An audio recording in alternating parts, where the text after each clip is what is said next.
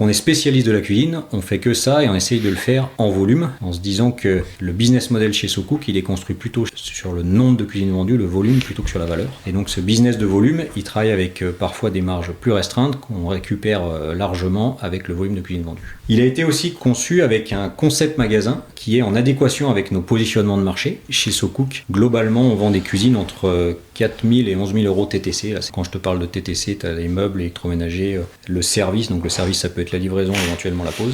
Et donc sur ces segments de marché économique, il faut aussi un concept magasin qui soit en adéquation. Donc là aussi, on a vérifié sur tous les points du concept, que ce soit le sol, l'éclairage, les climatisations, l'ameublement, les cuisines, que ce soit le plus économique possible pour nos franchisés et nos distributeurs.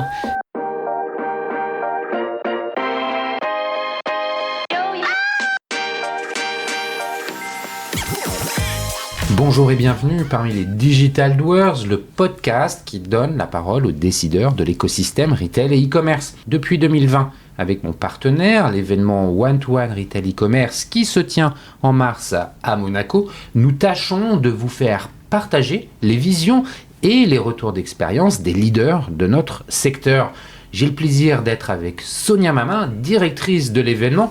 Alors bonjour Sonia, peux-tu nous présenter le One-to-One en quelques mots ? Bonjour Cyril, le One-to-One Retail e-commerce réunit depuis 2011 la communauté des décideurs de l'écosystème à Monaco pendant 3 jours et à huis clos. Le concept est simple, ce sont des rendez-vous business entre prestataires de solutions et les C-level, agrémentés de moments de networking.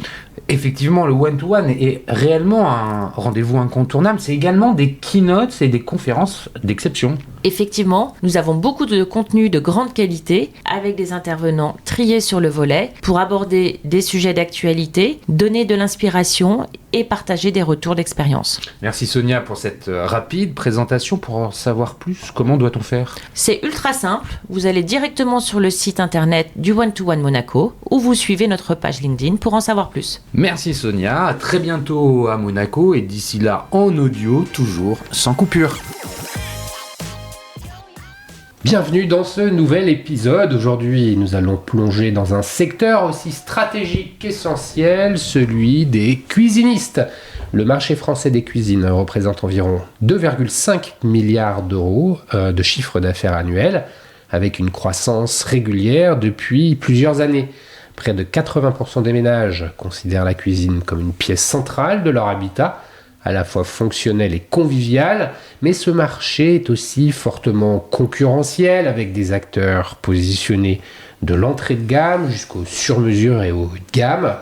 Pour comprendre les dynamiques de ce secteur et explorer les stratégies gagnantes, j'ai le plaisir d'accueillir Arnaud Alantaz, directeur de l'enseigne SoCook, un acteur incontournable du marché des cuisines économiques. SoCook, enseigne du groupe Fournier, propose des cuisines astucieuses, créatives et accessibles, avec une promesse forte, des prix transparents et une fabrication 100% française au cœur des Alpes, en Haute-Savoie. Avec ses plus de 200 magasins répartis sur tout le territoire, SoCook est un véritable ambassadeur du Made in France. Dans cet épisode, notre échange s'articulera avec les 3 parties habituelles. Nous commencerons par analyser le marché des cuisinistes en France en 2025. Nous explorerons ensuite la proposition de valeur de SoCook et la manière dont l'enseigne se différencie. Enfin, nous aborderons un défi clé pour les cuisinistes, la relation client. En effet, dans un secteur où les achats sont peu fréquents, comment utiliser la data, le CRM et l'acquisition pour fidéliser, mais peut-être et surtout enrichir l'expérience client. Mais avant de commencer, Arnaud, pourrais-tu te présenter en quelques mots ? Bonjour Cyril, merci de m'accueillir aujourd'hui dans ce podcast. Arnaud Alantaz, effectivement aujourd'hui directeur de l'enseigne SoCook. J'ai grandi au pied des Alpes, également à Annecy. Et après un parcours universitaire avec un master dans le commerce, j'ai démarré, alors peut-être en toute logique, dans le domaine du sport, puisque j'ai travaillé tout d'abord dans une enseigne qui s'appelle Audelot, qui distribue des vêtements de sport. Et ça a été ma première... Tu as été diplômé en quelle année ? Juste pour qu'on ait globalement... Bonne question, en 2004. D'accord. 2004. Et donc j'ai attaqué chez Audelot dès l'année 2004. Et ça a été ma première relation avec le retail, avec une particularité de distribution dans différents magasins multisports, et puis mon premier contact avec le domaine de la franchise, puisque Odlo a commencé à se développer aussi par le biais du réseau de franchise. J'ai passé quelques années avec eux et puis je suis ensuite... Là, plus spécifiquement, tu as fait quoi Donc là, je m'occupais spécifiquement de la partie merchandising. D'accord. Donc, mon job était de pouvoir mettre en lumière, théâtraliser les produits en magasin, que ce soit chez les revendeurs multisports, Intersport, Sport 2000, Ski 7, etc., que chez des boutiques que nous avions en franchise, spécifiques, exclusives Odlo à travers la France. Donc le job était de mettre en avant et en lumière ces produits dans les linéaires. Ça t'a amené à pas mal te déplacer, j'imagine. Alors c'est vrai, tu as raison, ça a été déjà aussi une première expérience mobile, puisque dès cette première expérience professionnelle, j'ai été amené à parcourir la France à la rencontre de tous ces distributeurs dans toutes les zones commerciales que j'arpente depuis de nombreuses années maintenant, et puis quelques centres-villes aussi, donc un peu partout en France, c'est vrai. Qu'est-ce que tu retiens de cette première expérience ? Cette première expérience, ce qui est marquant, c'est effectivement les systèmes de distribution qui existent dans les produits qu'on peut trouver dans tous les linéaires en France, et notamment sur le domaine du sport, où j'ai été marqué par la distribution des articles de sport qui est très spécifique, surtout en France où on a aujourd'hui une énorme domination du mastodonte Decathlon qui trosse plus de la moitié des parts de marché en France. Et du coup, une marque qui avait fait le choix à l'époque de ne pas être distribuée chez eux, et donc comment trouver astucieusement les filières de distribution pour être vues, reconnues et puis achetées par nos clients. Donc par d'autres chaînes de distribution, Feu, Go-Sport, Intersport, etc. Et puis du coup, cette première approche de comment mettre à disposition des clients une gamme de produits dans des boutiques exclusives par le biais du réseau de franchise qui est né lorsque j'étais chez Odlo, et qui a été un premier contact avec ce mode de distribution hyper intéressant pour des entreprises qui veulent se développer assez vite et être représentées partout en France. Bon, merci. La suite, alors, elle s'écrit comment ? Alors la suite, elle s'écrit un peu plus au sud de la France, puisque... exactement, Aix-en-Provence pour être précis, et puis une expérience dans une enseigne qui a été créée par un ancien directeur général de Decathlon d'ailleurs, qui s'appelle Cabesto, et qui distribue tous les produits qui ont un lien avec l'univers de l'eau, de la mer. Donc c'était assez atypique de rassembler sous des grandes surfaces, de 1500 à 3000 m2, tout un tas de produits qui avaient un lien avec l'eau. Donc ça pouvait être la plongée sous-marine, les sports de glisse, le textile, mais aussi l'alimentation. Donc tu avais un rayon énorme. Tu avais de l'accastillage aussi. Produits de la mer, de l'accastillage, effectivement. Donc c'était de démocratiser tous ces produits-là. Tu as raison, l'accastillage, c'est aussi un typologie de produit qui est assez spécifique, souvent distribué chez des revendeurs assez confidentiels, voilà, du chip, ouais. Et donc l'idée de ce visionnaire, Olivier Kaufmann à l'époque, était de rassembler tous ces univers-là dans la grande distribution, avec toujours ce mantra, je pense qu'il avait hérité de Decathlon, de rendre accessible au plus grand nombre tous ces produits-là. C'est quoi ton job chez Cabesto ? Mon job là-bas, c'est responsable de l'offre, donc je prends une partie de l'offre de Cabesto à ma charge, et mon métier est de construire une offre en adéquation avec les besoins du client et les impératifs économiques et la place laissée dans les linéaires. Construire l'offre, gérer les approvisionnements, donc là on a affaire à des approvisionnements de certaines marques françaises, européennes, et puis de l'import Asie aussi. C'est ça. Achat aussi. Donc tu as toute la partie achat dans responsable de l'offre, et puis tu as toute la partie business, où du coup comment tu la mets en œuvre en magasin, et puis tu es responsable des performances de ton univers, de la partie d'offre que tu mets en ligne, en rayon, et des performances économiques de celle-ci. Qu'est-ce que tu retiens là, après avoir compris que la distribution de produits de sport hors Decathlon, c'était pas facile ?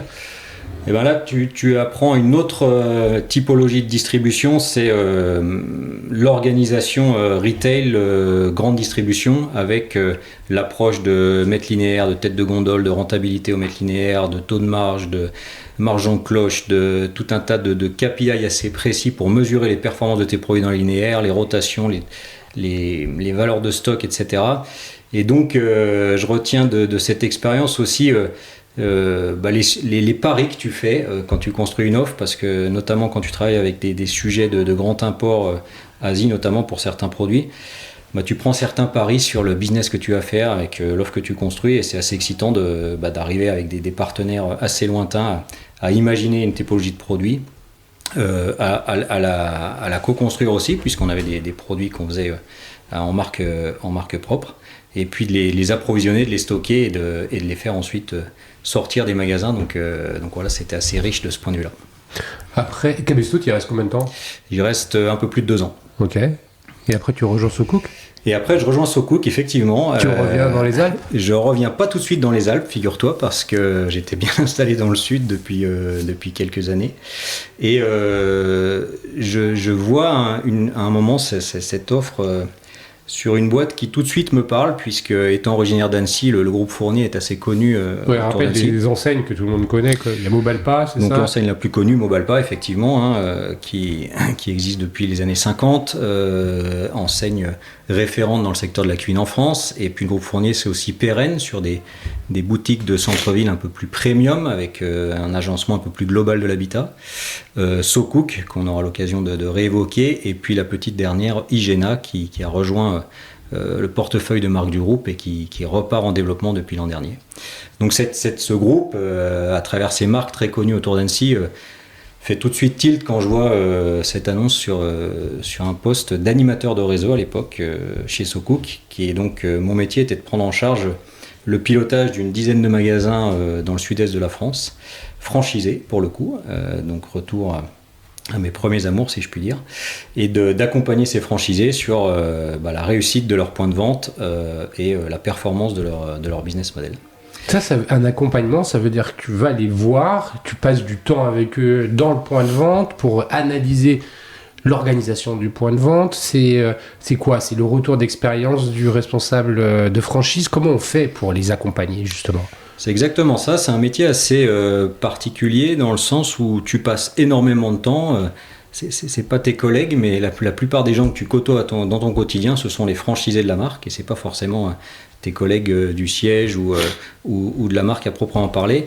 Donc tu es baigné, comme tu le dis, tous les jours avec eux, à leur contact, en magasin, pour les aider à analyser les performances de leur point de vente, leur apporter de la compétence, de la formation, et c'est surtout d'essayer d'analyser les écarts et de mettre en place des plans d'action pour corriger ces écarts. Les écarts entre les différents points de vente, entre les différents points de vente ou entre les objectifs qu'on s'est donné conjointement avec eux et puis l'écart qu'ils peuvent avoir sur l'atteinte de ceux-ci. Donc c'est un métier qui est hyper riche parce qu'il est très complet. Tu peux parler d'actions de communication, tu peux parler d'actions de formation, de méthodes de vente, de pilotage de marge. Donc il y a tout un tas de sujets très variés, très riches, qui font partie du métier d'animateur de réseau, qui est le cas pour la plupart des réseaux organisés en franchise, puisque c'est un métier qui est un peu hybride, puisque tu n'as pas de position hiérarchique sur ces franchisés qui sont des entrepreneurs indépendants, etc. Donc tu côtoies l'entrepreneur au quotidien, mais tu es une sacrée béquille aussi pour lui, parce que l'entrepreneur, comme dans beaucoup de business, tu le sais, il est souvent un peu seul. Et la magie de la franchise, c'est qu'il n'est pas complètement seul, c'est qu'il y a tout un réseau, une organisation autour de lui qui sont là pour l'épauler, l'appuyer, l'aider à performer. Et l'animateur de réseau, il est là aussi pour faire le relais et être à ses côtés au quotidien pour l'accompagner. Tu fais ça pendant combien de temps dans le sud de la France ? Je fais ça pendant 4 ans, avec un secteur sud-est qui s'étend petit à petit. Tu passes de 10 à combien de points de vente ? Je passe de 10 à une vingtaine de points de vente. Et puis là, on est dans les années 2015-2016. Et il se passe une chose assez extraordinaire pour l'enseigne. C'est qu'on mène une opération de croissance externe en rachetant un réseau qui s'appelait à l'origine Igena. Alors il faut suivre, parce que c'est vrai que je vous en ai parlé tout à l'heure, mais l'enseigne, elle existe depuis de nombreuses années. C'était une vieille marque entre guillemets de cuisine que peut-être beaucoup d'auditeurs connaissent. Et on rachète ce réseau en 2016 parce qu'on avait nécessité pour SoCook de croître de manière assez importante. C'est un réseau, pas de franchisé là, c'est un réseau intégré. Exactement, et c'est toute la magie de cette opération à l'époque, c'est d'arriver à acquérir ce réseau de magasins succursales qui présentait plusieurs atouts. Le premier, comme tu le dis, c'était un réseau de magasins intégrés. Donc c'était plus rapide et plus simple de les intégrer et puis de les faire évolué, changé, transformé sous la marque SoCook. Ça aurait été plus complexe à gérer avec un réseau de franchisés.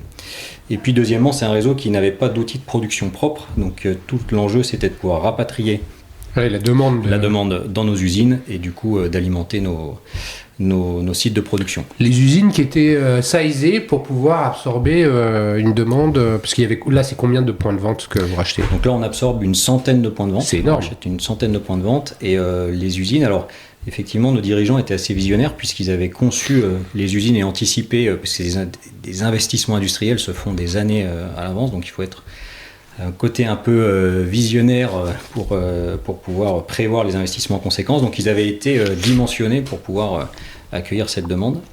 Et donc on rachète ces magasins, cette centaine de magasins en 2016, qui viennent grossir la taille du réseau SoCook, ce qui nous permet d'émerger, d'avoir une taille suffisante pour ensuite engager des gros moyens de communication nationale, notamment télé, et ce qui véritablement marque, je dirais, le démarrage de l'essor de la marque en France et le début de sa croissance assez importante. Et donc à cette époque, on m'a proposé de prendre en charge toute la partie franchise, qui était du coup minime à l'époque. SoCook franchise en France, à cette époque-là, c'est une trentaine de magasins. On avait justement du mal à émerger, à dépasser un certain seuil qui nous permette d'être visible et de pouvoir engager des moyens de communication importants. Et donc on rachète ces 100 magasins, on passe du jour au lendemain quasiment d'une trentaine à plus de 100 magasins. Et donc d'un côté il y avait une opération à transformer, à mettre à niveau, à refitter tout ce parc magasin IGN en SoCook, et puis de l'autre à s'appuyer sur cette notoriété pour faire grossir le réseau de franchise. Donc on me nomme à cette époque directeur du réseau de franchise avec la mission de faire grossir ce réseau, donc le développer et puis continuer à alimenter les franchises existants en performance. Donc ça, c'est le job que tu fais juste avant d'être le directeur de l'enseigne. C'est exactement. Ça. Combien de temps tu le fais? 2016-2020, pendant 4 ans. Donc je m'attelle à prendre en charge ce réseau de franchise, trentaine de magasins, je te le disais, pour le faire grossir année après année. Donc je structure une équipe pour le développer, avec des développeurs qui vont chercher des nouveaux franchisés, qui ouvrent les magasins, et puis faire grossir aussi l'équipe du coup d'animateurs de réseau, puisqu'une fois que ces magasins sont ouverts, il est nécessaire de les accompagner, de les suivre. Et donc on passe d'une trentaine de magasins en 2016 à une petite centaine en 2020, en équilibrant du coup les deux réseaux et en ayant à peu près 80 magasins entre succursales et idem en franchise.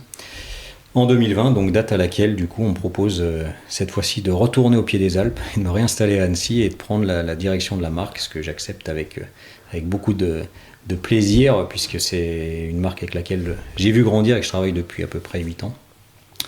Avec la mission cette fois-ci de pouvoir continuer le développement de cette marque. Je reprends la marque en 2020 où on a environ 150 magasins, 70 magasins. Une cible en France à environ 280 magasins, et donc l'objectif de continuer à faire grandir cette marque et la développer, et puis à l'amener en étant un des leaders de la cuisine en France chez les spécialistes. Bon, et ben on va aller plus loin tout à l'heure. Merci pour cette présentation, Arnaud. Merci de nous avoir expliqué ton parcours. En fait, on comprend bien que t'es un vrai spécialiste. Hein. T'es pas là pour rien. Justement, le marché. Avant qu'on enregistre, on en parlait un peu. En introduction, je disais qu'il fait 2,5 milliards. C'est quand même un très gros marché. Je pense que le marché, on le connaît sans le connaître. C'est-à-dire que si tu travailles pas dans le secteur, tu crois le connaître parce qu'on a tous une cuisine chez nous. Mm-hmm. On a plus ou moins tous été confrontés à un moment ou à un autre à changer de cuisine. En ce qui me concerne, j'avais des a priori sur les coûts des cuisines, sur la complexité du changement de cuisine, mais finalement je connais pas. Alors c'est quoi ce marché des cuisinistes en France ? Ce marché des cuisinistes en France, tu as raison, c'est un peu plus de 2 milliards, 2,5 milliards d'euros en France. C'est environ 1 million de cuisines qui se vendent chaque année. Mais cuisine, c'est un terme assez générique pour représenter un grand écart assez important dans ce qu'on peut trouver en termes de cuisine. Il y a 2 grandes catégories, pour faire simple, dans la cuisine, déjà, en termes de produits. Il y a tout ce qui s'appelle cuisine en kit, donc tu connais, qui sont majoritairement, voire exclusivement majoritairement vendu dans la grande distribution. Grandes enseignes de bricolage, grandes enseignes d'ameublement. Donc on peut parler de Ikea bien sûr, de But, de Brico Dépôt, de Monsieur Ricole, etc. Ouais. Cuisine en kit. Et puis ce qu'on appelle les cuisines montées d'usine. Donc ces cuisines, elles sont assemblées et montées avant d'être livrées chez le client. Et donc le client reçoit des meubles qu'on appelle montés d'usine, c'est-à-dire des cubes, si tu veux, qui sont déjà qui sont déjà assemblés et qui n'ont plus que, entre guillemets, à être posés. Donc ça, c'est gage de qualité et de solidité, puisque l'assemblage de ces meubles a été fait en usine de manière industrielle, ce qui permet une plus grande longévité et qualité à nos cuisines. Donc c'est déjà le marché qui est scindé. Ouais, grosso modo comme ça, à peu près à 50-50 le do it yourself et exactement, le do it yourself et le sortie d'usine, quoi. Exactement. Dans ces deux catégories, il y en a une qui domine l'autre. Alors c'est à peu près moitié-moitié en termes de volume, et c'est finalement aussi assez représentatif de la distribution de ces cuisines, puisque comme je te le disais, si tu veux faire un raccourci un peu rapide, tout ce qui va être cuisine en kit, tu vas plutôt le retrouver en grande distribution, excepté chez Igena, l'enseigne qu'on a relancée avec un nouveau concept l'an dernier, où tu trouves aussi de la cuisine en kit. Et sinon, la cuisine montée d'usine, grosso modo, tu la trouves chez les spécialistes. Donc toutes les enseignes que tout le monde peut connaître dans les zones commerciales en France, Mobalpa, Sokuk on en parlait, Schmitt, Cuisinella, Exina, etc. Donc toutes ces enseignes dites de spécialistes qui eux proposent des cuisines montées d'usine. Qu'est-ce qu'on voit comme évolution dans les tendances des cuisines ? Je vais te poser une question cette question va peut-être te sembler saugrenue, mais j'ai l'impression que les cuisines aujourd'hui elles sont de plus en plus ouvertes, par exemple sur la salle à manger ou le salon. C'est quoi les tendances qu'on observe ? Alors c'est une véritable tendance de fond qui a émergé il y a bien une bonne dizaine d'années, peut-être 20 ans maintenant. Il y a plusieurs années, on avait quasiment exclusivement des cuisines fermées. La cuisine, on ne la montrait pas. On l'utilisait pour cuisiner beaucoup et puis parfois pour prendre certains repas en famille restreinte. Mais sinon, lorsqu'on avait du monde à la maison, ça se passait en dehors de la cuisine. Et puis le fait que le prix du mètre carré a augmenté, les usages ont augmenté aussi, et la cuisine est devenue une pièce où on fait beaucoup d'autres choses que de cuisiner. Et d'ailleurs, on cuisine aussi paradoxalement un peu moins qu'avant. Et les cuisines se sont beaucoup ouvertes sur notamment les séjours et donc font vraiment partie intégrante de ce qui s'appelle la pièce de vie. Donc il y a un héritage qui demeure de cuisine fermée, mais très souvent quand il y a des achats et de la rénovation, on a tendance à ouvrir les cuisines sur les autres pièces adjacentes quand c'est possible. Et aujourd'hui, il y a plus de la moitié des cuisines en France qui sont des cuisines ouvertes. Donc avec un enjeu hyper intéressant pour nos cuisinistes, parce que cette cuisine, elle ne sert plus que à préparer des repas, mais elle sert aussi à tout un tas de scènes de vie de la maison, prendre l'apéro quand il y a les amis, cuisiner pendant que les enfants font leurs devoirs, jouer, télétravailler. Donc ces cuisines, elles sont multi-activités aujourd'hui. Et puis du coup, étant donné qu'elles sont hyper reliées à d'autres pièces de la maison, elles sont très visibles, et donc il y a un enjeu fort que ces cuisines elles soient aussi, en plus d'être fonctionnelles, très esthétiques, et souvent de plus en plus coordonnées à d'autres pièces de vie. Alors ça, c'était encore le constat qu'on faisait il y a encore assez peu de temps, et puis récemment, on voit, alors pas un retour strict à la cuisine fermée, mais on commence à entrevoir des sujets où on veut reséparer au moins un peu certaines pièces. Donc on voit émerger des solutions, comme tu as pu en voir, de verrières, de claustras qui cachent sans cacher, qui séparent sans séparer ces pièces-là. Donc voilà, on joue avec ça constamment, et c'est hyper riche parce que du coup ça évolue sans cesse, et ça nous pousse aussi à devoir proposer des produits, mais aussi des visuels, parce que lorsqu'on vend des cuisines, on propose des cuisines, on a besoin aussi de projeter le client dans sa future cuisine. Donc on met à disposition beaucoup de photos, de réalisations, etc. Et d'avoir un panel qui correspond aux tendances actuelles. Est-ce qu'il y a une disparité géographique ? Est-ce qu'on achète le même genre de produit quand on est à Annecy, à Lyon, à Marseille Globalement, aujourd'hui, oui. Il y a une certaine globalisation de l'offre et de la demande. il reste assez peu de particularités régionales ou locales. Malgré les différences d'habitat, parce que tu parlais du nombre de mètres carrés, du prix du mètre carré. Quand on habite une maison, on a un peu plus d'espace que quand on habite un appartement, par exemple à Paris. Est-ce que ça joue ? Alors ça joue un peu, tu as raison, sur la taille des cuisines. Donc si tu visites un de nos magasins parisiens, on a eu plutôt tendance à pouvoir proposer des cuisines assez petites ou plus restreintes pour pouvoir aussi projeter nos clients sur le fait, moi j'ai un tout petit linéaire dans mon appartement parisien. Pour autant, j'ai besoin que ça soit fonctionnel et esthétique parce qu'il sera aussi visible depuis mon canapé de salon. Donc dans la proposition qu'on peut faire en magasin, effectivement, on peut adapter ces cuisines. Quand on parle de globalisation de l'offre et de la demande, c'est plutôt sur les tendances colorielles, esthétiques. Globalement, ce sont à peu près les mêmes partout en France. C'est quoi, justement ? Alors, ça peut être pendant des années, ça a été le blanc brillant. C'était la façade qu'on vendait le plus. Puis ça en est suivi quelques années où c'était un revirement de situation. On a vendu beaucoup de noir, mais plutôt en coloris mat. Du noir et du bois avec les cuisines un peu effet bistrot. Ça s'est énormément vendu ces dernières années. Et puis on commence à avoir l'émergence de quelques couleurs assez pastel là aujourd'hui, du vert clair, etc. Voilà, mais c'est un éternel recommencement. Donc, oui, c'est comme tous les sujets de mode. Comment se comportent les clients globalement aujourd'hui ils savent précisément ce qu'ils veulent, ils font des arbitrages dans quel sens, et pas uniquement sur SoCook, de façon globale. Comment se comporte la demande ? Alors, le client aujourd'hui, tu as raison, il est extrêmement bien informé grâce à tous les outils, notamment digitaux, qui sont à sa disposition. Donc les comportements, ils ont évolué puisque il y a quelques années, un client faisait un peu plus de 3 magasins en moyenne avant de se décider. Souvent, il prévoyait de faire le tour des magasins de cuisine en zone commerciale le samedi après-midi. Donc c'était plus de la moitié de notre trafic en magasin, c'était le samedi, c'était vraiment la journée à pas louper. Et il faisait ces 2, 3, 4 magasins de cuisine afin de se faire une idée du prix, des tendances, des implantations avant de se décider.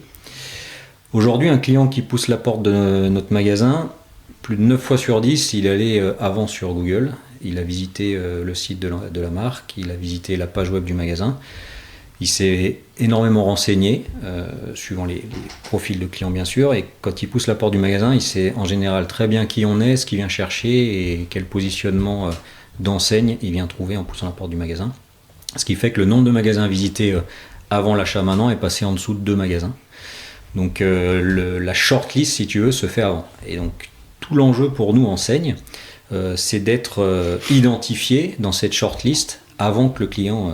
d'être identifié dans cette shortlist pour que le client il puisse venir nous visiter, nous, déjà, dans le peu de magasins qu'il va faire, et idéalement nous choisir. Donc il y a énormément de boulot là-dessus pour être identifié, référencé et préféré, du coup, en amont de sa visite en magasin. Quand il arrive, justement, s'il est renseigné, sans être un expert, est-ce que ça a un peu changé la nature de la relation avec les vendeurs ? Oui, ça a changé, c'est tout ce qu'on a tenté d'ailleurs de mettre en œuvre chez SoCook, puisque le client il est beaucoup mieux informé avec tout ce qu'il peut trouver, notamment sur Internet, sur les différents sites, sur les différents réseaux sociaux, sur les différents forums de discussion. Et puis il a aussi acquis beaucoup de réflexes en retail qui nous viennent de la grande distribution. Et donc il y a beaucoup de codes du retail qu'on a voulu incrémenté notamment chez SoCook. On se parlait tout à l'heure de grandes enseignes où par exemple la transparence sur la communication sur les prix elle est évidente. C'était pas tout à fait le cas chez les cuisinistes qui ont un passé malheureusement qui n'était pas toujours peut-être très valorisé et valorisant puisqu'il y avait un certain mystère autour du prix, de la remise, du bon prix de la cuisine. Donc on s'est dit il faut absolument qu'on ajoute des codes de transparence lorsqu'on communique sur nos prix. Donc ça par exemple ça a changé dans la relation avec le vendeur puisque le client il peut plus accepter de ne pas savoir exactement ce qu'il va payer, ce qu'il aura pour le prix qu'il va payer, comment sera composé les éléments de sa cuisine. Donc ça a changé dans la relation et puis on passe aussi peut-être moins de temps à expliquer qui on est, ce qu'on fait, parce qu'ils sont aussi beaucoup enseignés avant et on va passer plus de temps à travailler sur la personnalisation du projet du client pour que ça soit le plus adapté en termes d'envie, de souhait, d'esthétique et puis de budget bien sûr. Bon, merci pour cette présentation du marché. On va pouvoir parler de SoCook, comment vous l'adressez. Tu as en filigrane déjà abordé quelques points. Je ne sais pas par où commencer, mais peut-être par la production. On l'a évoqué tout à l'heure, l'outil de production. Les cuisines SoCook, elles sortent des mêmes usines que Mobalpa ou c'est une usine spéciale pour SoCook? Non, alors on a un outil de production qui est commun. Si tu veux, on peut rapprocher ça un peu de l'automobile peut-être pour comprendre, où on a des plateformes communes, comme tu peux avoir des plateformes communes dans certains automobiles, et puis après on les agrémente en fonction de la marque par exemple. Donc toutes nos cuisines, elles sortent de nos usines de Haute-Savoie, qui sont situées à quelques kilomètres d'Annecy, à Thônes, qui est une autre spécificité, c'est également la capitale du reblochon pour les plus gourmands de nos auditeurs, et puis c'est sur la route des stations de ski de la Clusaz, du Grand Bornand. Donc toutes les cuisines, elles sont fabriquées là-bas, et elles sortent de ces usines, et elles sont ensuite distribuées dans tous nos magasins en France. La matière première, elle vient d'où? Alors la matière première, c'est principalement des panneaux de particules de bois. Et là aussi, on est très vigilant à la provenance de ces panneaux, puisqu'on a un peu plus de 3/4 des panneaux qui viennent de fabricants de panneaux français, et puis le dernier quart qui vient de pays en proche Europe. Alors pourquoi pas 100%, puisque déjà il y a un sujet de volume, on est très consommateur de panneaux comme d'autres fabricants de cuisine en France, et on a du mal à trouver 100% de nos volumes en France. Et puis deuxième raison principale, c'est que pour certains coloris par exemple, on parlait tout à l'heure de coloris de tendance, mais il y a parfois des nouveaux coloris qui émergent où on n'a pas tout de suite la proposition en France, et on va pouvoir la trouver dans des pays proches, en Italie, en Autriche, etc. Avant parfois de pouvoir le rapatrier en France. Donc la grosse majorité de nos produits restent aussi français. Très bien. Comment on fait pour avoir finalement un positionnement économique, c'est-à-dire un excellent rapport qualité-prix, j'imagine? Où est-ce qu'on va tirer les coups? Donc, on va tirer les coups justement en profitant du volume de production qui est celui du groupe. Donc le groupe, il a un énorme volume de production chaque année. Et donc on a fait le choix chez SoCook d'aller référencer la gamme la plus produite pour pouvoir avoir un effet des 20-80 et de profiter des meilleurs volumes de production pour mettre en œuvre en magasin. Donc on aura une gamme chez SoCook qui est parfois plus concentrée sur les meilleures ventes que tu pourrais le trouver chez des acteurs beaucoup plus premium. Concentrée puisque de cette façon-là, on peut avoir accès aux produits les plus produits et donc les moins chers sur lesquels on peut faire le plus d'économies. Et puis aussi pour une raison de simplicité, puisque depuis toujours chez SoCook, on a voulu rendre le métier de cuisiniste et la cuisine simple, tant pour l'approche du client que pour le vendeur. Et donc d'avoir aussi une gamme plus concentrée, ça permet au vendeur d'être plus efficace dans son approche de conception, plus rapide et du coup plus en adéquation avec les demandes du client et son budget. Ça c'est l'offre. Et en magasin, est-ce qu'il y a une différence en point de vente chez SoCook que chez un autre cuisiniste, Mobalpa à tout hasard? Est-ce que là aussi c'est un endroit où on peut faire des économies? Alors, effectivement, dans la construction du business model SoCook, on a déjà fait un choix à l'origine de la marque qui était assez clair, c'est d'être spécialiste de la cuisine. Donc chez SoCook, on s'est concentré uniquement sur la cuisine. Tu ne trouveras pas de salle de bain chez SoCook, pas d'agencement sur mesure chez SoCook, etc., de dressing. Donc on est spécialiste de la cuisine, on fait que ça et on essaye de le faire en volume. Donc c'est la stratégie du volume, en se disant que le business model chez SoCook, il est construit plutôt sur le nombre de cuisines vendues, le volume, plutôt que sur la valeur. Et donc ce business de volume, il travaille avec parfois des marges plus restreintes qu'on récupère largement avec le volume de cuisine vendue. Il a été aussi conçu avec un concept magasin, tu le disais, qui est en adéquation avec nos positionnements de marché. Donc chez SoCook, globalement, on vend des cuisines entre 4 000 et 11 000 euros TTC. Là, c'est notre terrain de jeu, je dirais.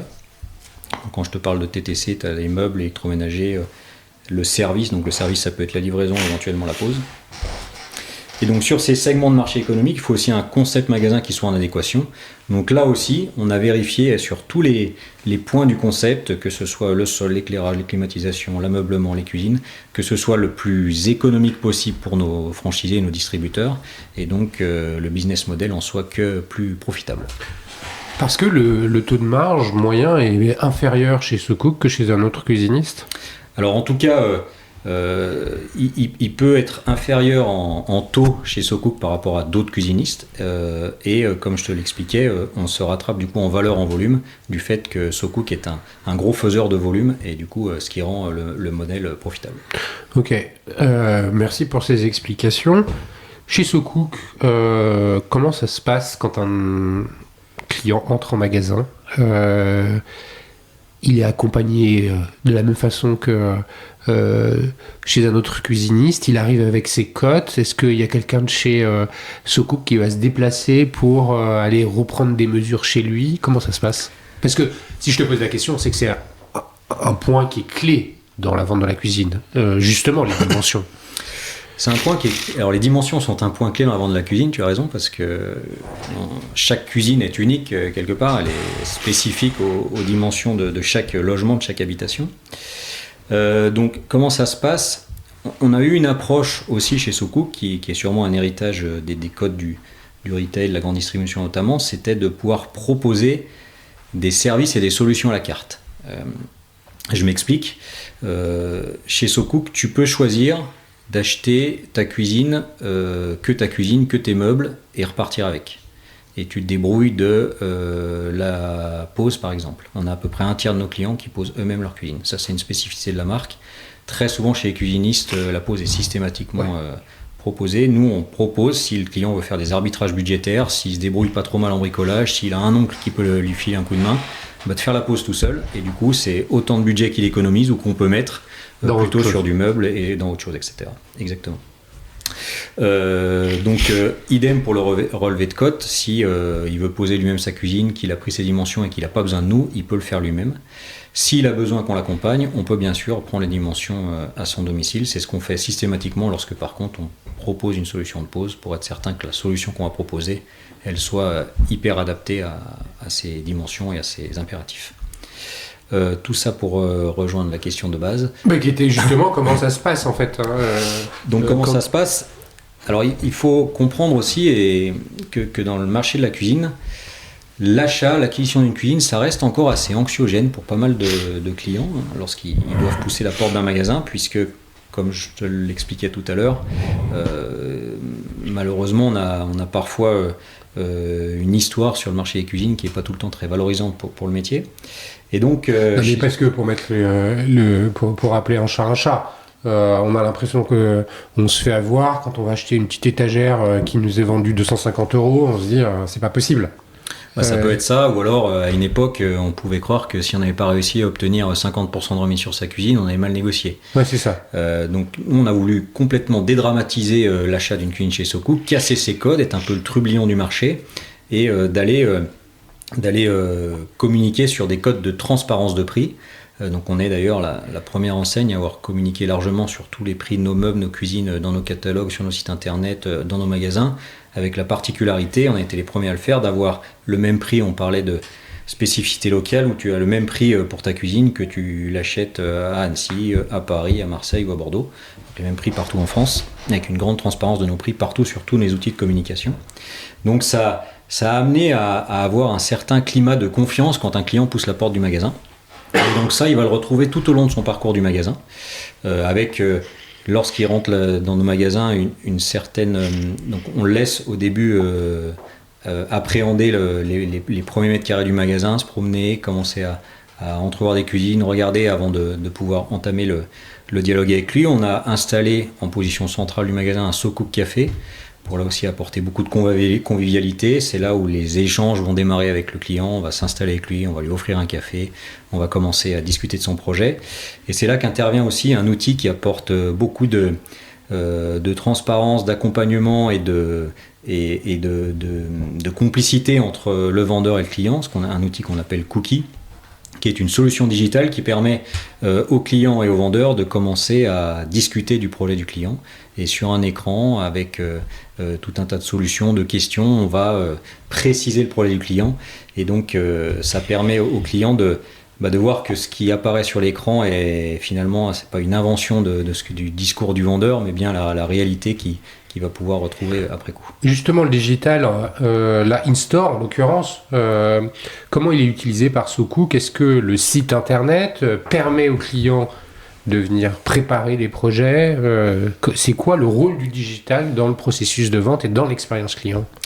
Donc le rôle du digital, il est d'abord, avant son parcours en magasin, c'est de pouvoir, comme je te le disais, être identifié. Donc il faut absolument que les points de contact avec la marque soient nombreux, soient différenciants et donnent envie aux clients de venir nous voir. Donc là, c'est une stratégie digitale de contenu qu'on va avoir sur tout un tas de supports, le site web, les réseaux sociaux, etc. J'en passe. Et puis ensuite, c'est très rapidement comment ce point de contact, je vais pouvoir le transformer en drive to store pour qu'il puisse venir en magasin. C'est ça. Et là, on a aussi été la première enseigne à lancer il y a plusieurs années le rendez-vous en ligne, c'est-à-dire que on a eu l'opportunité d'avoir une connexion de tous les agendas de tous les vendeurs de France avec un outil de calendrier qui permet du coup au client sur le site web très facilement de prendre un rendez-vous dans le magasin de son choix sur le créneau qu'il a choisi qui est en relation avec tous les agendas des vendeurs et donc de proposer ces rendez-vous en ligne puisqu'on a quand même une grosse tendance de fond, je ne sais pas si tu le notes aussi, qui est de plus en plus de réserver à l'avance, de prendre rendez-vous. C'est le cas quand tu vas au restaurant, tu réserves. C'est le cas quand tu vas réserver ton parking maintenant pour aller à la gare, aéroport. Enfin, tout se réserve, tout s'anticipe de plus en plus, je pense, pour aussi des raisons d'économie de temps. Les billets pour les musées, les expos. Tu réserves systématiquement et donc on voit une grosse tendance aussi chez nous qui fait que de plus en plus de clients préparent leur rendez-vous et prennent rendez-vous avant de venir nous voir via le site web. Donc ça, c'est aussi un gage d'avoir les équipes calibrées en face pour pouvoir recevoir ses clients et puis la certitude pour le client d'être attendu, reçu, etc. Donc ça c'est le premier pas du digital et puis après le digital in-store il est comme on le disait avec cet outil Cookie qui permet toute la partie découverte des besoins et qui permet de choisir son implantation, ses coloris, son esthétique, son électroménager et qui ensuite, avant de passer à la conception pure de la cuisine, permet d'avoir une très bonne idée de l'esthétique, de la configuration et du prix de la cuisine qu'on va avoir. Et puis après, il y a d'autres solutions qui sont mises en place, donc bien sûr un outil de conception. Donc ça, c'est en magasin. L'outil de conception. Exactement. Le client, c'est souvent des couples, non ? C'est souvent... Non, mais est-ce qu'on achète seul une cuisine ? Oui, on achète seul une cuisine, c'est vraiment varié, on achète parfois seul. Mais même les célibataires, il n'y a pas un moment ou un autre, ils viennent accompagnés de quelqu'un ? Pas forcément. C'est vrai ? Pas forcément, okay. Ouais, ils viennent en magasin avec les cotes. Oui. Et là, dans l'outil de modélisation, vous rentrez les cotes pour voir ce que donnerait finalement le choix du client ? Tout à fait, c'est exactement ça. Ils viennent avec leurs cotes, alors qu'ils peuvent être plus ou moins justes. Mais peu importe, on peut rapidement se faire déjà une bonne première idée de ce que peut représenter la cuisine et coûter la cuisine. Et puis on les rentre effectivement dans le logiciel, ce qui nous permet d'avoir une modélisation assez précise à la fin. Combien de fois le client doit-il revenir au magasin avant que le bon de commande se signe ? Est-ce que c'est vraiment comme ça qu'il faut compter ? Alors, c'est en tout cas comme ça qu'on comptait aussi, je dirais, avant l'arrivée de SoCook, puisque nous, on s'est dit aussi, finalement, on a noté qu'il y avait une grosse déception chez le client, puisque lorsqu'un client va en magasin, il est en général, on le disait, assez renseigné sur ce qu'il va pouvoir y trouver. Et tout ce qu'il a envie d'avoir lorsqu'il va en magasin, c'est au moins l'implantation de ce que pourrait donner sa cuisine et le prix que ça pourrait lui coûter. Et très souvent, ce qui était déceptif, c'est qu'en poussant la porte d'un cuisiniste, on prenait ces informations, on parlait tout à l'heure des cotes, du budget, des souhaits, de l'esthétique, etc. Et puis ensuite, le vendeur travaillait dans son coin et il fallait que le client revienne pour qu'on puisse lui présenter le projet, etc. Et chez SoCook, on s'est dit, on peut simplifier. Ça existe comme ça ailleurs, on est d'accord. Ça existe encore comme ça ailleurs. Alors, après, je ne jette pas non plus la pierre à certains distributeurs qui, pour certains projets, par exemple très premium, sur des enseignes beaucoup plus sur des segments de marché beaucoup plus premium, il faut un temps conséquent parfois pour concevoir, dessiner. Et je peux comprendre que le client n'ait pas envie de rester à côté et regarder le vendeur faire. Mais en tout cas, sur les segments de marché sur lesquels on est, et puis grâce aux outils qu'on a pu mettre en place, on a une certaine productivité qu'on a pu mettre en œuvre, qui est aussi au bénéfice du business model de nos franchisés.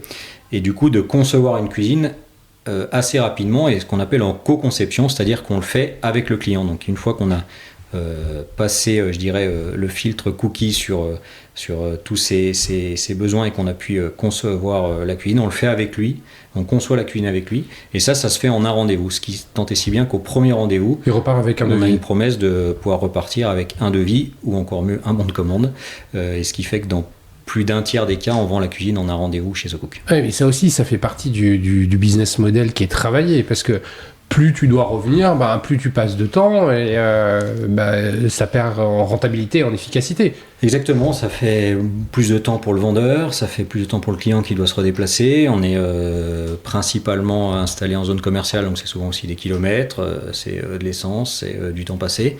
Et donc, si on peut faire en un rendez-vous et donner tous les éléments pour que le client puisse se décider, c'est ce qu'on fait. Et en général, vu que le travail est plutôt bien mené et qu'on répond à ses attentes, comme je te le disais, dans plus d'un cas sur 3, le client signe dès le premier rendez-vous. Ce qui me semble énorme. Tu parles de franchisé, mais en fait, il y a la moitié qui est intégrée, ou presque la moitié. Aujourd'hui, c'est quoi le rapport ? C'est une particularité de notre réseau, effectivement, puisqu'on est le seul réseau de cuisinistes en France qui a cet avantage d'avoir un réseau mixte de cet ordre-là, de cette ampleur-là, succursales franchisées. On a aujourd'hui, grosso modo, 85 magasins succursales, 125 magasins franchisés. Donc on a deux jambes solides de ces deux réseaux, ce qui est un énorme avantage pour nous, puisque en fait on exploite, on exerce le métier de nos franchisés au quotidien dans nos magasins succursales. Donc on est confronté aux mêmes problématiques qu'eux, aux mêmes défis qu'eux, aux mêmes challenges qu'eux sur le recrutement, la formation des équipes, les clients, les ouvertures, les concepts, les refittings, etc. Donc ça enrichit beaucoup l'enseigne d'avoir des magasins en propre, puisqu'on développe plein d'outils qui servent nos magasins succursales et que du coup on peut mettre à disposition de nos magasins franchisés. Est-ce que la gestion de ces deux types de points de vente diffère ? Est-ce qu'on est de la même façon en animation d'un réseau de succursales qu'en animation d'un réseau de franchisés ? Alors pas du tout, c'est deux métiers qui sont bien différents. On le disait tout à l'heure, les franchisés sont des entrepreneurs qui n'ont pas qui ont un fonctionnement aussi propre, une entreprise à faire tourner, des salariés qui leur sont propres. Et donc le suivi de ces magasins est complètement différent des magasins succursales où on a une organisation beaucoup plus traditionnelle, hiérarchique, je dirais, avec des directeurs de région qui, eux, ont des managers de magasins, puis des vendeurs, avec toutes les, je dirais, le pilotage RH qui en découle. Donc c'est vraiment deux structures d'animation distinctes. Quelle est la répartition territoriale de ces magasins ? Est-ce que finalement les succursales couvrent, je dis n'importe quoi, la partie sud, les franchisés la partie nord ? Comment c'est organisé ? Non, c'est complètement random. Oui, exactement. Il y a à peu près autant de magasins franchisés que succursales, quelles que soient les régions. Je l'ai expliqué un peu plus tôt, les magasins succursales sont l'héritage, entre guillemets, de l'enseigne Igena qu'on avait racheté.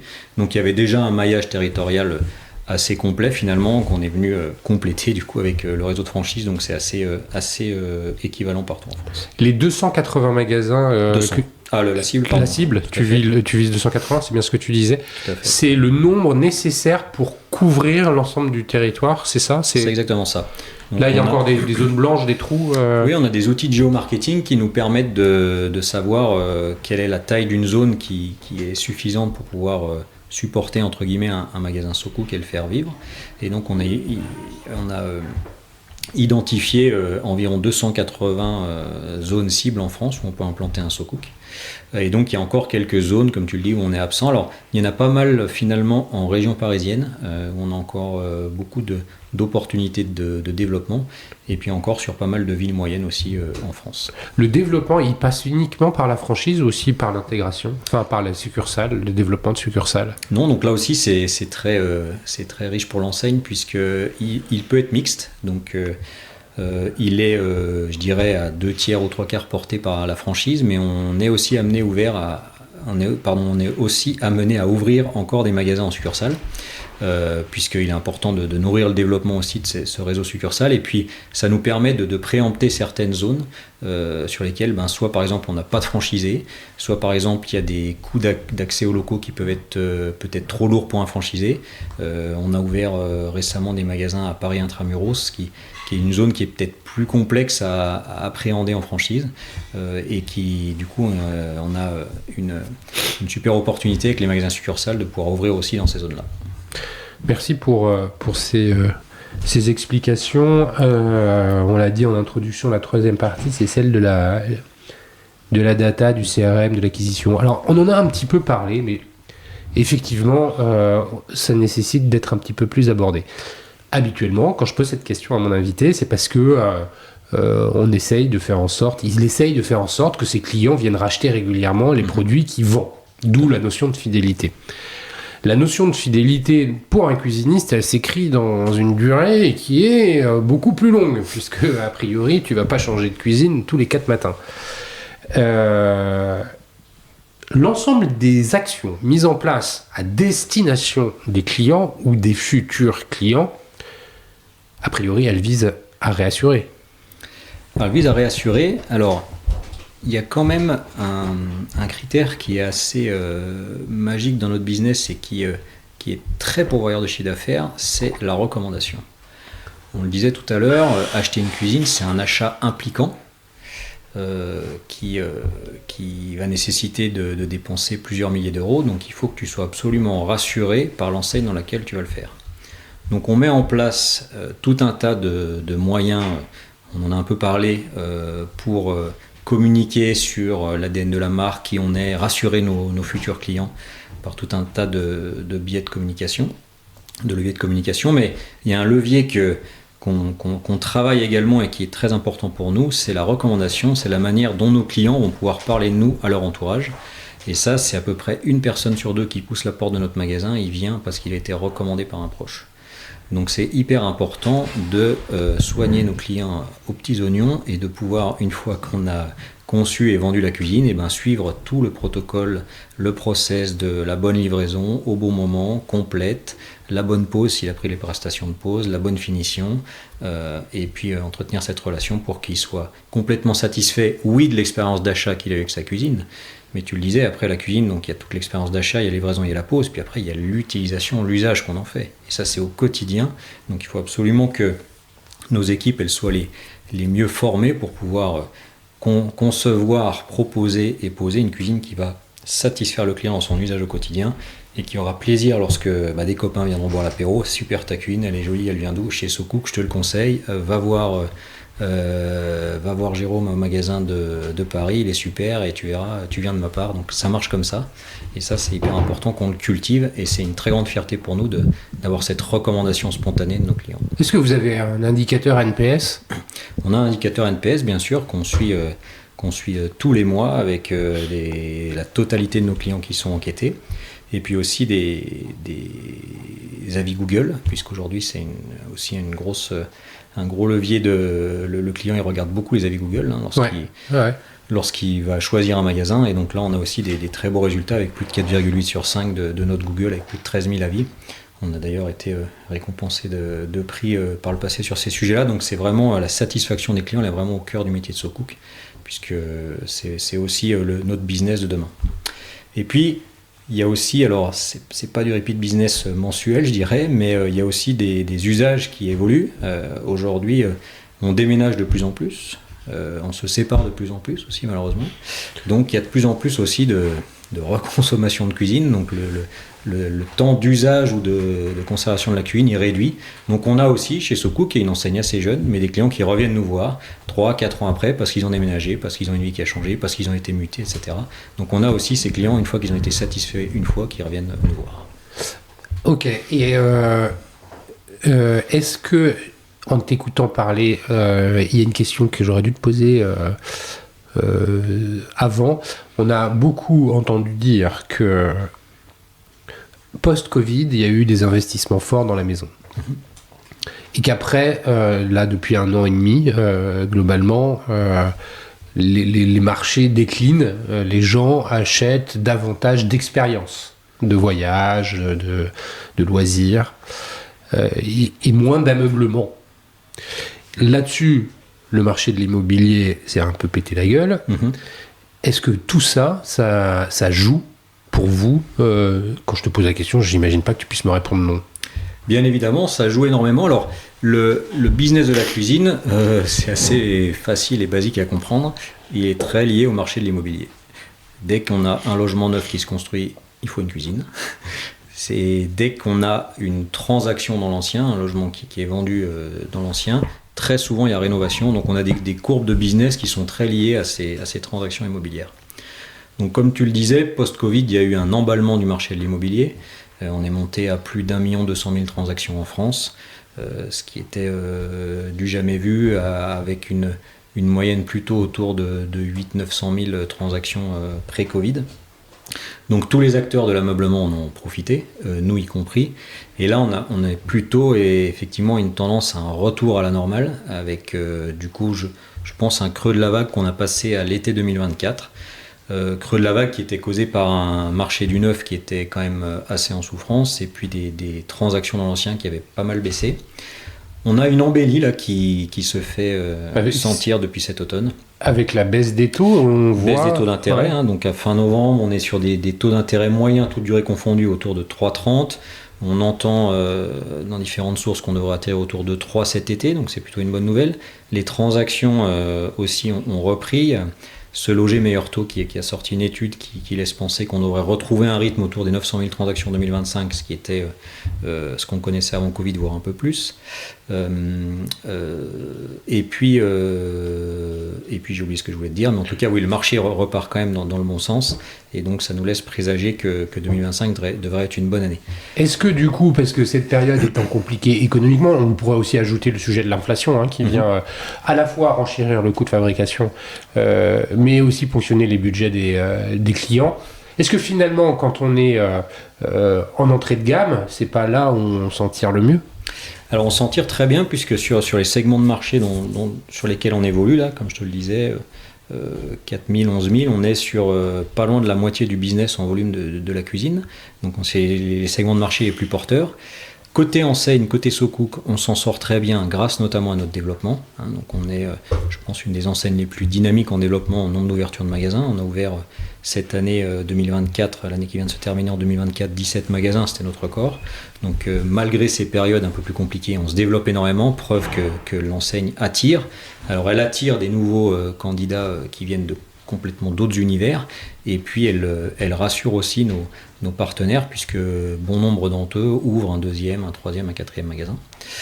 Et puis on se développe aussi, puisque dans les périodes plus compliquées, je dirais que les enseignes les moins solides, les moins éprouvées, avec les concepts peut-être les moins performants, souffrent les premières, et donc on a la possibilité, l'opportunité, nous, de prendre des parts de marché sur certains concurrents qui malheureusement mettent la clé sous la porte. Donc ça redistribue les cartes du marché, et du coup ce qui fait qu'on s'en sort plutôt très bien sur ces périodes un peu plus bataillées aussi économiquement. J'ai une ultime question. Comment tu les recrutes, tes franchisés ? Est-ce que tu vas faire le salon de la franchise ? Est-ce que tu es en concurrence avec d'autres ? Comment tu fais pour les convaincre ? Alors, le développement, c'est une multitude de petits cours d'eau qui font les grands fleuves, c'est-à-dire qu'il n'y a pas une solution magique. Donc oui, on fait tout. On fait le salon de la franchise, puisque c'est un superbe événement qui regroupe plein d'enseignes, et puis qui permet à quelqu'un qui a une envie d'entreprendre, mais avec pas tellement d'idées arrêtées sur le secteur d'activité, de pouvoir rencontrer une multitude d'enseignes en très peu de temps. On fait beaucoup de réseaux sociaux, on fait du LinkedIn, on fait des sites spécialisés franchise, on fait tout un tas de choses. Mais c'est vrai que ce qui est formidable lorsqu'on rencontre des porteurs de projets qui souhaitent investir avec nous, c'est que très souvent, on n'est pas en concurrence avec d'autres marques de cuisine. C'est-à-dire que là aussi, un peu à la manière des clients, ils ont fait leur shortlist avant de venir nous voir. Et ils ont choisi SoCook, non pas parce que je veux ouvrir une enseigne de cuisine et du coup je choisis entre SoCook, Tartampion, etc. Mais parce que véritablement dans le concept et dans l'ADN de la marque, il y a quelque chose qui m'a parlé, qui m'a fait envie. Très souvent on nous parle de notre communication qui est assez décalée, qui est assez dynamique, en rupture avec ce qu'on voit par ailleurs peut-être sur le marché. Et donc ils ont vraiment choisi cette marque et très souvent ils viennent nous voir avec une seule envie, ouvrir un SoCook. Mais pas forcément investir dans la cuisine, mais ouvrir un magasin SoCook. Et donc on n'a pas énormément de boulot à faire pour les convaincre, si ce n'est les rassurer sur tout ce qu'on va pouvoir mettre en œuvre pour les accompagner sur leur belle aventure entrepreneuriale. Donc finalement, vous n'avez plus qu'à sélectionner les candidats, c'est plutôt ça? Alors on sélectionne aussi, et je leur dis souvent, c'est vraiment un choix mutuel qu'on veut faire, puisque je suis très attaché à ce que les franchisés qui nous rejoignent connaissent un succès commercial. Je ne veux pas ouvrir des magasins pour les refermer l'année d'après. Donc c'est vraiment important que nous, on les sélectionne, en tout cas qu'on les choisisse, mais qu'ils nous choisissent aussi et qu'ils soient sûrs de faire le bon choix, de bien comprendre ce que sera leur métier de demain en tant que franchisé SoCook. C'est pour ça qu'il y a un parcours de sélection qui est assez complet pour que lorsqu'il se décide et qu'il signe, il soit complètement conscient de là où il va arriver, de ce qu'il va faire et puis de la manière dont il va pouvoir s'épanouir avec nous. Bon, et écoute Arnaud, merci mille fois pour cet échange. On est quasiment à 1 heure d'enregistrement. Merci Cyril. J'étais ravi que tu nous parles à la fois de ce marché, parce que c'est pas une vente habituelle. On ne vend pas un produit en étagère. On vend beaucoup plus que ça. Produit qui n'est pas fini en fait. Qui n'est pas fini, et puis il y a beaucoup d'émotions. Et énormément. Et c'est ce qui est aussi magique. Tu sais que toutes les semaines, on reçoit les nouveaux vendeurs qui viennent en formation là, dans nos bureaux. Et toutes les semaines, je vais à leur rencontre et je leur dis, vous avez une chance formidable dans ce métier, c'est que vous allez tous les jours accueillir des gens qui viennent pour un achat plaisir, entre guillemets, soit rêver à leur cuisine qu'ils vont avoir dans leur futur logement qui est en construction, soit des travaux de rénovation, soit une résidence secondaire. Bref, c'est des montants conséquents, mais c'est un achat quand même hyper impliquant et qui est un achat plaisir, donc c'est quand même superbe et merveilleux de pouvoir travailler avec eux sur ces projets-là. Voilà, donc en ça, c'est engageant. C'est engageant aussi parce que c'est un investissement, c'est un montant... C'est un montant conséquent. Quelque part, moi, je compare l'achat d'une cuisine à l'achat d'une voiture. Pour autant qu'on achète toujours notre voiture, puisque c'est vrai que c'est de moins en moins le cas, mais c'est un autre débat. Voilà. Et effectivement, c'est un achat. Merci pour aussi nous avoir partagé ce que c'était que le modèle de la franchise versus le modèle de succursale. C'est très intéressant de l'entendre. Merci pour ton sourire et ta bonne humeur. Merci d'avoir fait le déplacement jusqu'à Paris. Avec plaisir. Depuis Annecy. Si on veut te contacter, j'imagine que LinkedIn c'est... Avec plaisir, je reste disponible sur LinkedIn. Sans problème. Bon, un dernier mot pour remercier tous les auditeurs, mes chers auditeurs. Merci pour votre fidélité. Et n'hésitez pas à m'envoyer des messages si vous avez des questions. Il y en a déjà pas mal qui le font et je réponds toujours avec grand plaisir. Merci à Comexposium et le One-to-One Retail e-commerce de Monaco pour le soutien apporté à cet épisode. Arnaud, merci encore une fois. Cyril, merci. Au plaisir. À très bientôt. À très bientôt. Salut.